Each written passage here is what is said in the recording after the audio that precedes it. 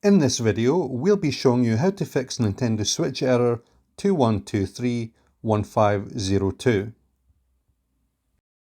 For the first solution, we're going to browse through System Settings to find the area where we can clear the cache on your Switch profile.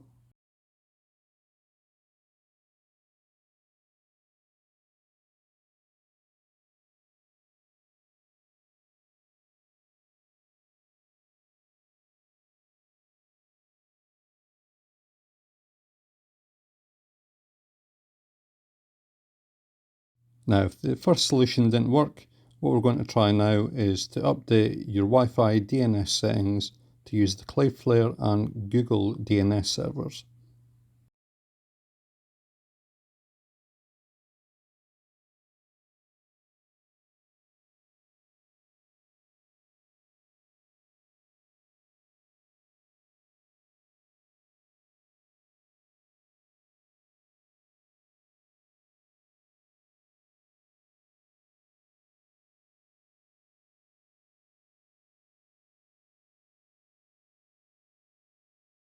Now, if your download is still not working after trying all the previous steps, you can try to retry the download over and over again as quick as possible.